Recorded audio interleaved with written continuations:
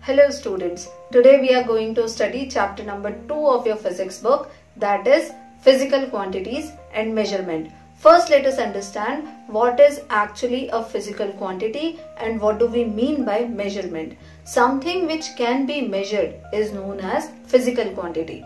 For example, you can measure length of your pencil, you can measure height, you can measure width of your book, you can measure area of a plot, you can measure temperature, you can calculate time between two incidents or events. So all these quantities like length, time, temperature are known as physical quantity. Now let me tell you what measurement is.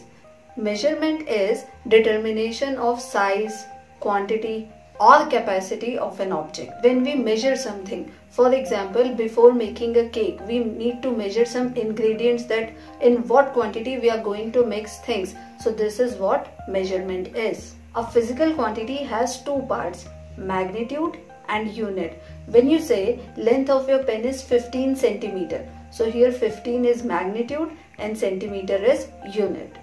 Units were not standardized in the past. People used to measure things with their hands or maybe with cubit or something else. So length of the same object may be different for different people. Somebody who is tall will have long hand, long fingers, so his hand span may not match with the other person's hand span. So this created a confusion. To avoid this, we have now fixed units, and this system of standard units is known as SI units. Now there are few rules when we write these units. We never ever use full stops or dots when we write in short forms. Like when we say 50 kilograms, so we can either write 50 kilograms or we may simply write 50 kg. We never ever write kgs. 50 kgs is wrong, and we never put dots after k and g. It is simply written all in small kg. But if a unit is named after a scientist, for example Newton, Pascal, etc., so here we write first letter capital if there are two letters, and if there is just one, we write only capital letter. For example, unit for force is Newton. So when you say a force of 10 Newton is applied, so you will write N capital.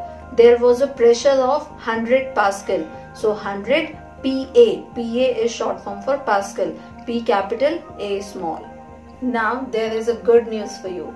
In this chapter, there are 5 quantities which you are supposed to study.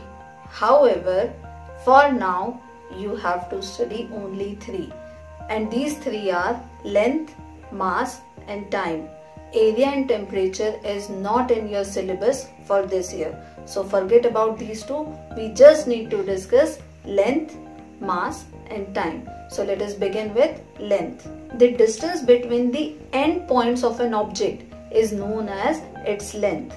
The SI unit for length is meter.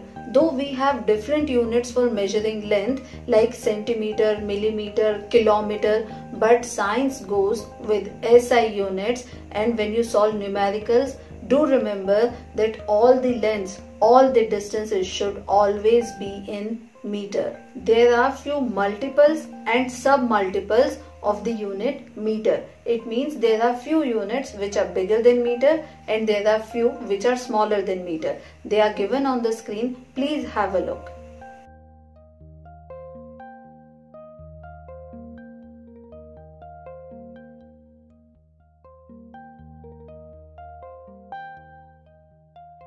For measuring large lengths, for example distance between two cities, we use kilometer. But when we have to measure something which is very small, so we may use centimeter or millimeter. Sometimes we use foot and inches to measure length. 1 foot is equal to 12 inches and 1 inch is approximately equal to 2.5 centimeter. Commonly used instruments for measuring length are a ruler, a meter rod or a measuring tape. Normally, for example, for measuring length of your table or pen or pencil, we use a ruler. Most rulers have marking. On one side they have centimeters and millimeters, and on the other side markings are done on the basis of inches. So for measuring small lengths we use ruler, but for measuring something which is long we use a meter rod. 1 meter is equal to 100 centimeter. So lengths up to 100 centimeter can be measured by using a meter rod.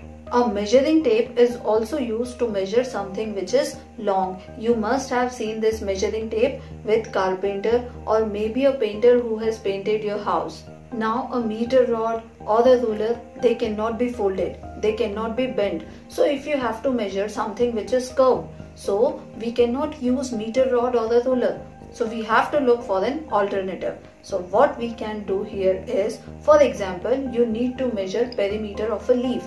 So what we'll do, we'll take a string. For that, we'll trace the boundary of that leaf on the paper first. Then we take out a string and we split the string or the thread on the same boundary. Then we straighten it up and then we measure the length of the string. So length of your string is actually perimeter of the leaf. Now let me give you one task for the day.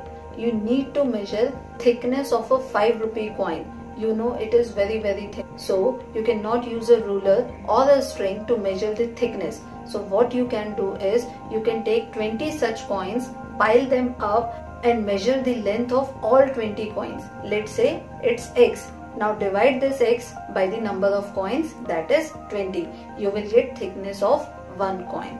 That would be it for now. The remaining two quantities, mass and time, we'll discuss next time. Bye.